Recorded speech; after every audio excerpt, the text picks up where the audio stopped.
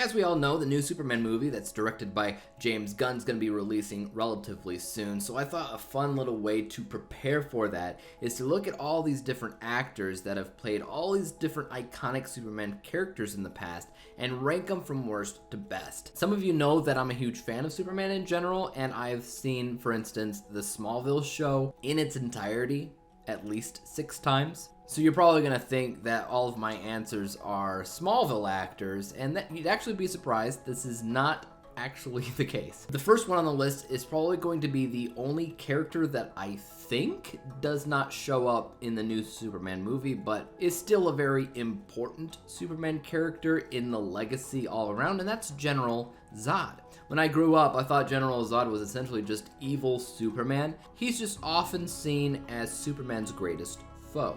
And there's been a small handful of actors that have played him in various films and TV adaptations. And I will say right off the get-go that I don't think anybody did a bad job in their role, but sometimes when it comes down to how I view the character versus how these actors play the characters. So from worst to best, I think that the worst actor who has played General Zod, in my humble opinion, would be Michael Rosenbaum. Michael has been known to play Lex in the Smallville TV series, but for a short stint, I think it was just 2 episodes, General Zod uses his body as a vessel. At the time, they didn't have an actor to actually play the actual legitimate General Zod, at least not for a few more seasons. And to be fair, Rosenbaum did a pretty good job with what he was given, but in no way, shape, or form is it what I visualize when I think about General Zod.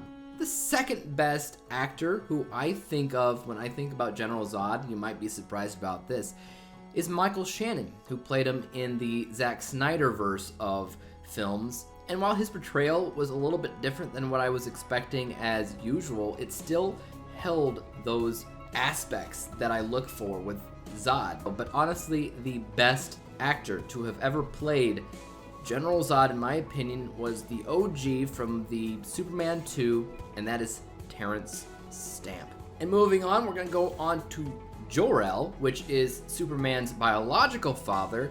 I didn't know if he was going to show up in the new Superman movie or not, but I think there's a good chance that he is. Just because of the Fortress of Solitude and everything being such a huge part of Superman's life, but there definitely has been a wide variety of actors who's played Jor-El in the past. Some you will recognize immediately, some you might be like, he played Jor-El? What? So in this case, the worst actor to have ever played Jor-El, in my opinion, is Tom Welling. You might be thinking, oh no, Tom Welling played Kal-El. Tom Welling played Clark Kent.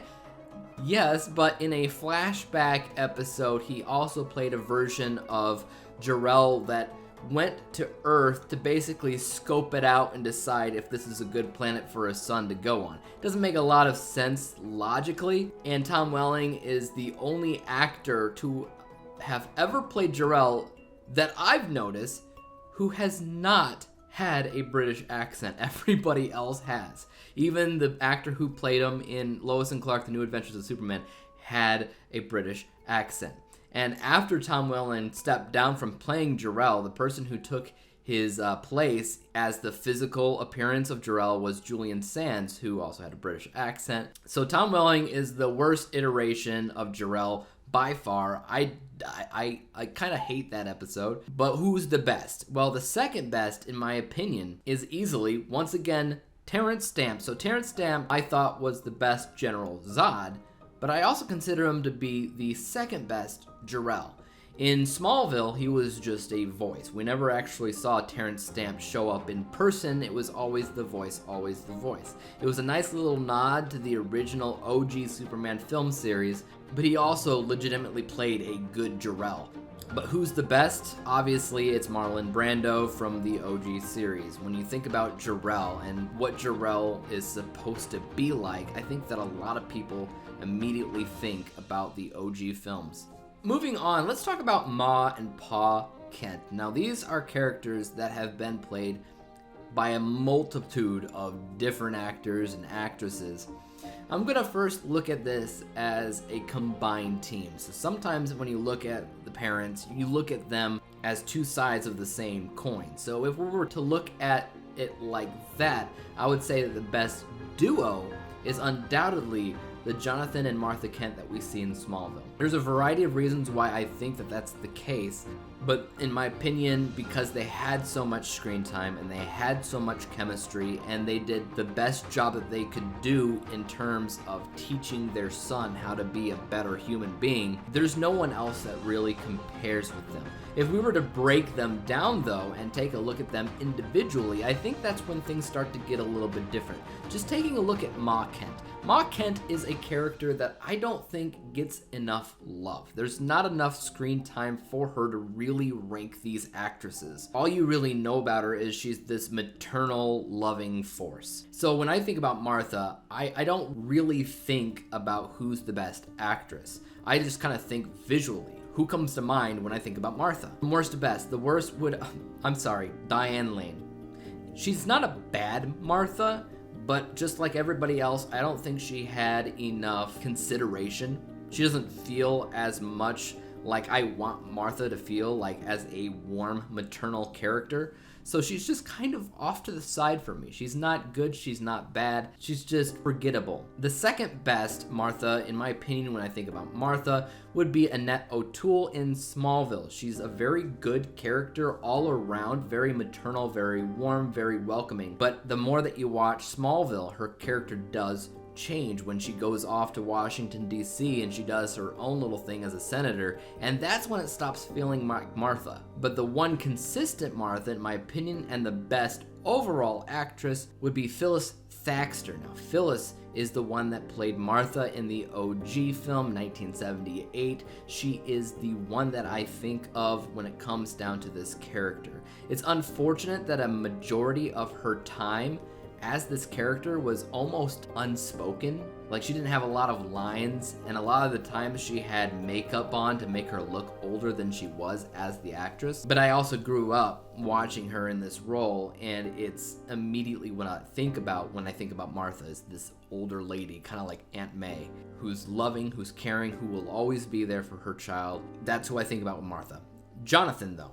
Let's talk about Jonathan. So Jonathan is the paternal part of raising Clark. His role as a paternal figure is basically to teach Clark how to be a man, how to use his abilities without being seen, how to basically train him to focus his abilities, and also to teach him that no matter how many abilities that Superman has, which is many, no matter what, one of the most important lessons that Jonathan teaches Clark is that you cannot always save everyone. It is such an iconic, important lesson in Superman's life. It's what makes him probably the most human out of any other superhero. The worst actor to play Jonathan Kent, in my opinion, and I am kind of beside myself on this one, is Kevin Costner. I'm not trying to poop on Zack Snyder's filmverse of Superman films. Kevin Costner actually did a remarkably good job 90% of the time in Man of Steel. He felt a lot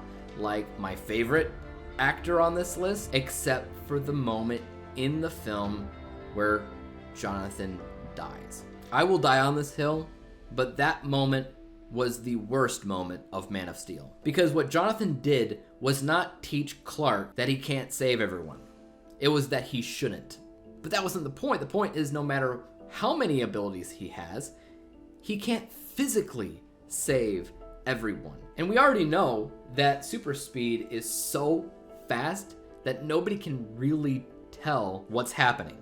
So could Clark have super sped or flew or whatever to save his father from that tornado? Abso-freaking-lutely. Jonathan's death is an iconic moment in pretty much every iteration of Superman other than Lois and Clark, the New Adventures of Superman, which Jonathan just never dies. Because it's a natural occurring event like a heart attack. 9 times out of 10, thankfully, most Jonathans die the same way, and most Clarks, most Supermans learn that there's nothing you can do in this scenario, which makes them a better person. Not in Man of Steel. That's why Kevin Costner is at the worst spot. The second best Jonathan, in my opinion, is Glenn Ford. Glenn Ford is the guy that played Jonathan in the original 1978 film. Most of my life, when I thought about Jonathan Kent, the image that popped up was of this man. He did a really, really good job, a remarkably good job for what little screen time he ultimately had in that movie. But he was no John Schneider. John Schneider is my number one actor to play this character, and this is the guy who played him in Smallville. I believe John Schneider was on Smallville for like 5 seasons, or more specifically 100 episodes, and that's a long time for this character to grow and to fester and to show what this character is all about in terms of teaching Clark Kent how to be who he is when he grows up. There's nobody else that compares to John Schneider as Jonathan Kent. I'm sorry. Now let's talk about Supergirl. I guess that's another character that's probably not showing up in Superman 2025. I mean, I don't know. Maybe they do, given the fact that they're making a movie about her right now. But Supergirl is one of those characters that I think a lot of people have different opinions on. I didn't grow up with Supergirl, so I don't actually have this nostalgia factor with the character in a way that I think only fits one way or the highway. If anything, I grew up watching the Helen Slater film, which I didn't love. It just felt like the female version of Superman, and there was no real individuality about it. Plus, it was a boring movie. So let's break this down. Who's the worst to play Supergirl? Helen Slater. I'm sorry. Helen is an iconic actress in general. I always pick her out whenever she's showing up in anything. She showed up in Smallville as a guest role, I think as playing Clark's biological mother, Laura. And obviously she also had the cameo in the Flash film. But when I think about Supergirl, I don't think about Helen Slater in that role. I've tried watching that movie a multitude of times and I don't care for it. It's a boring movie. I don't know what it is about it that it is so boring, but it's supposed to take place in the same universe as Christopher Reeve's films, but it's just so bland. The second best Supergirl I would have to put to the Supergirl herself from the DC TV show Supergirl, Melissa Benoist. She has a bubbly personality about her and just enough individuality to feel like Superman, but definitely have her own character with her own set of side characters that are fun to watch as well.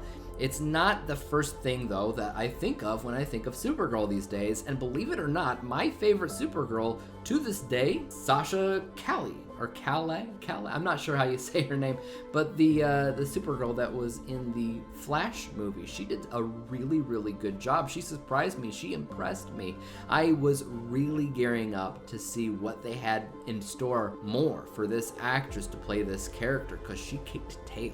It was unfortunate because James Gunn took over the DCU, and then everything with her character got canceled out, and all we got to see from her was in the Flash movie.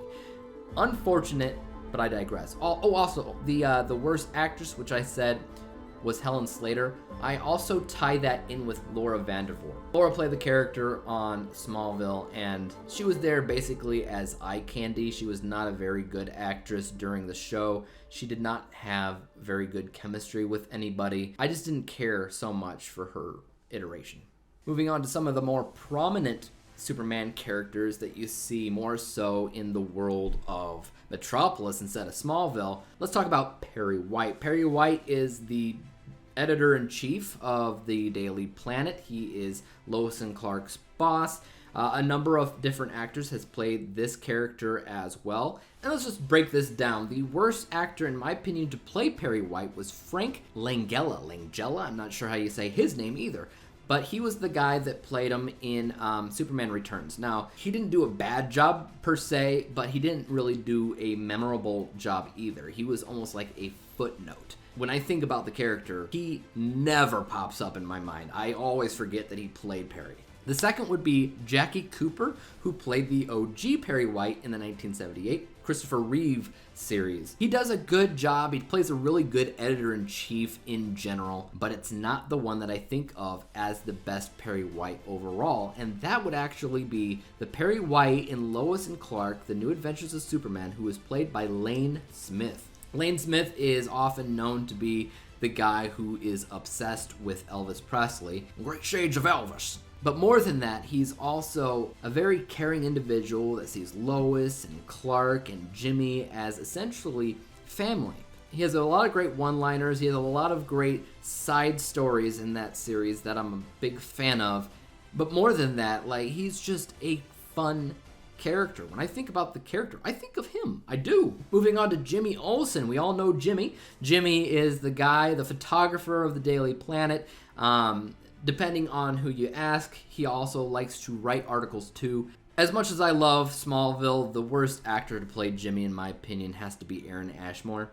Aaron did a good job in the show, and he played it for a long period of time, but he's not the character that I grew up watching. He's just a guy. He turns out to be Chloe's love interest. He's nerdy, but not enough, basically, to stand out against everybody else. And at the end of the day, they have this thing where it's like, oh, that's not actually Jimmy, it's Henry James Olsen. He just goes by Jimmy, and it's like, that sounds like grasping at straws. The second best Jimmy Olsen, and this one I had a lot of trouble deciding, I'm gonna go with Justin Whalen. Justin Whalen was the guy that played Jimmy Olsen in Lois and Clark, The New Adventures of Superman, but he was the guy that played Jimmy from the second season on. It was a different guy in the first season. He has the look, the attitude, and the behavior of Jimmy. He's very lovable, he's a goof, he's innocent, but he also can be serious when he needs to as well, which is kind of what you want out of the Jimmy character. I am looking forward to what they do with the new Superman movie, because the guy they have cast as Jimmy right now, perfect choice.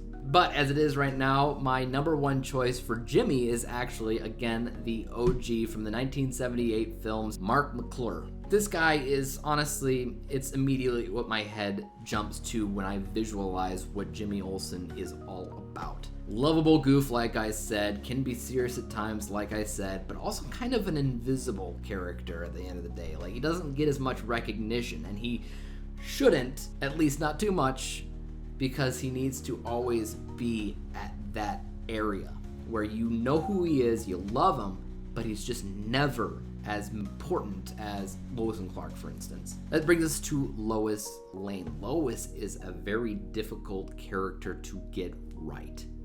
When it comes down to this character, not only does she have to have a strong chemistry with Clark, but she also has to pull off investigative reporter really, really well, like star reporterness, you know? And that's hard to get perfect, to get all these elements right.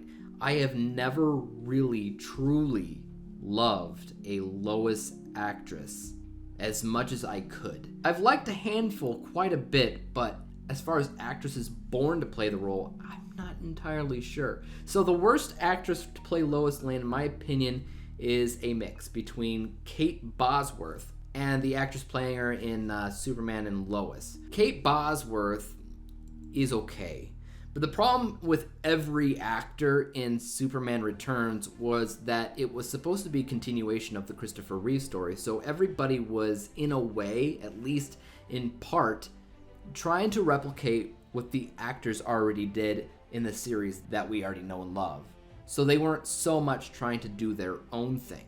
That turned out to be a little bit of an issue for some of these characters, and I think that Kate Bosworth had more in her than what she could do. But at the end of the day, in my opinion, it became kind of forgettable. The actress playing Lois in Superman and Lois, I've never really liked. She grew on me throughout the series, but I could never really fully see her as star reporter Lois. That might be a hot take, but I just couldn't. My second best actress for Lois comes down to Smallville's Erica Durance, or Durance. I don't know how you say her name, because I've heard it's been said like Durance on the podcast for Smallville. I always said Durance. She has a lot of the attitude that I want to see out of Lois Lane. 90% of the time at least.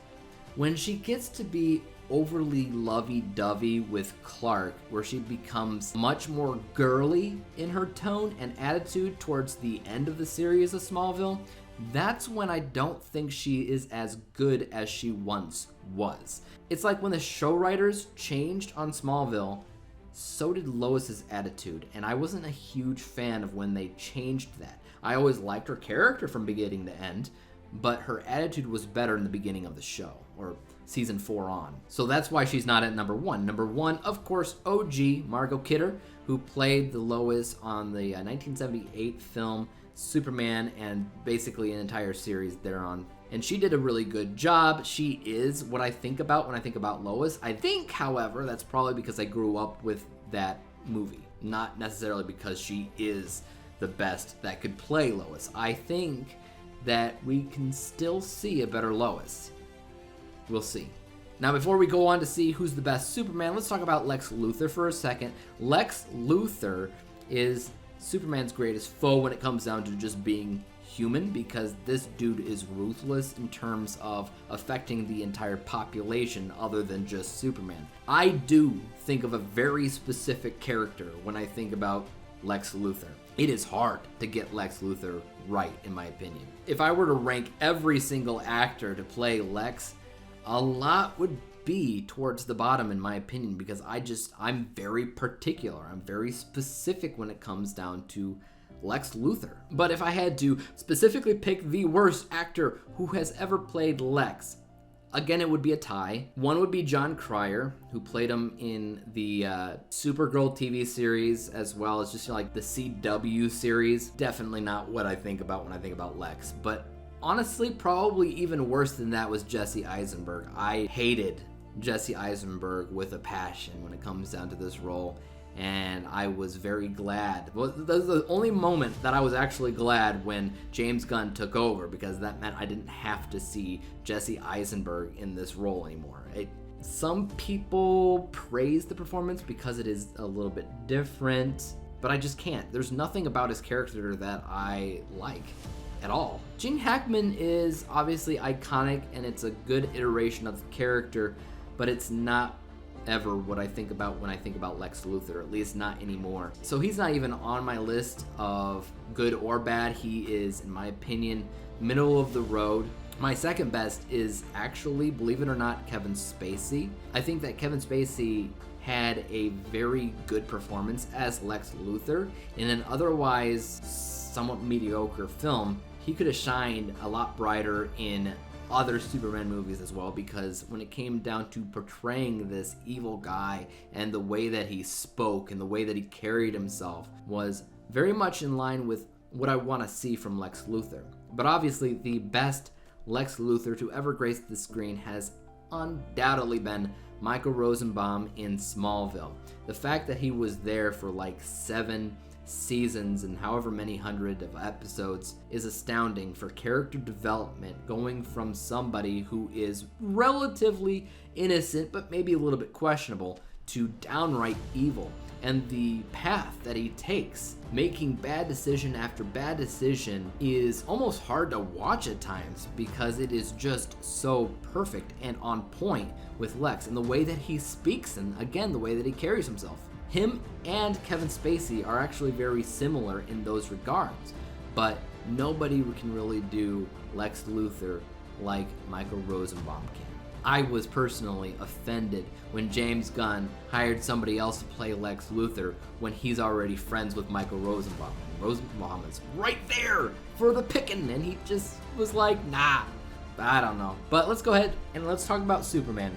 Superman's a hard one to rank, particularly because he's a character that is kind of split into two, whether you're talking about the character of Superman and the character of Clark, or as, you know, a combined entity. So I'm going to split this a little bit. Not overall. I will just say, as a combined effort, the worst Superman, in my opinion, that I have personally seen, I haven't seen them all, is Brandon Routh. I appreciate what Brandon Routh was doing. He looked a lot like Christopher Reeve. He sounded a lot like him, so obviously that's why they cast him. In fact, Brandon Routh auditioned to play the same character in Smallville. He does an okay job, but when it comes down to, like, visually, I never really cared for the suit. And when it comes down to him playing Clark on his own, it's not as much of a difference as I want to see between Clark and Superman. It was just basically Superman with glasses, which 9 times out of 10 is a lot of what we see from these movies and TV series. A lot of times it really is the same character wearing glasses. And what I want to see is more of a difference in personality. I want to see bumbling, I want to see falling all over themselves and all this different things. And Brandon Routh didn't do it. Very few did. So the worst, I would say, whether you're talking about Superman or Clark, would probably be Brandon Routh. But again, I want to be clear, I don't hate anybody's iteration of Superman. Nobody has ever stood out to me as a bad version. Now, when we're talking about Clark, on his own, the second best, I would say, is Tom Welling. Tom Welling's entire role on Smallville was to be Clark Kent, not Superman. So I'm not going to include Tom Welling on my ranking of Superman on his own because he never was Superman. And in fact, it offended me to watch 10 years of Smallville and for this series finale, him to not really be wearing the suit. You only really see him off in the distance when he's CGI and you never really see the suit. To wait that many years for that to be the payoff was kind of annoying. I love the series finale of Smallville, but that element alone annoys me. But Tom was a good Clark, though he felt a lot like Superman at times. I will say there were moments, though, that he is a bumbling idiot, and those moments specifically felt like a nod to Christopher Reeve, and that's why he's second best. I might have put Dean Cain there, but Dean Cain likewise feels like Superman just wearing glasses. It's almost like nobody knows how to do Clark right other than one person, Christopher Reeve. Christopher Reeve, number one in both categories, whether you're talking about Clark, whether you're talking about Superman. This is who I think about when I think about the character. I think a lot of people might think of Henry Cavill. I don't fault you for that, but when I think about Superman, I think about a ray of hope, of sunshine, of somebody who smiles and lights up the room, who always sees the best in people, and all this basically Boy Scout stuff, you know? Christopher Reeve was iconic at it. And not only that, when he put on the glasses, he became a completely different person. He's one of the very few actors, if not the only actor, to be able to pull that off, where he takes off his glasses and his entire demeanor and posture and stance changes. That is what I want to see out of Superman, and he's the only one to have ever really been able to do it. I do have hope for David Corenswet in the new Superman film. Just based off of set photos and some of the stuff that I've seen in the trailers for how he acts as Clark and how he acts as Superman gives me a lot of hope. It's the first time in years that I've been able to see somebody pull off two separate performances based off of which character they're playing. But as it is right now, that's my list. What about you guys though? Think about all these characters. Think about all these iconic characters in Superman lore. Who are your favorites? Who are your least favorites? If you could fan cast anybody in these roles, who would you fan cast? I would like to hear that as well. Yeah, as for YouTube, you guys know what to do. Hit the like, subscribe button, and bell to be notified when I come up with my next video, whichever that may be on. And until then, peace out.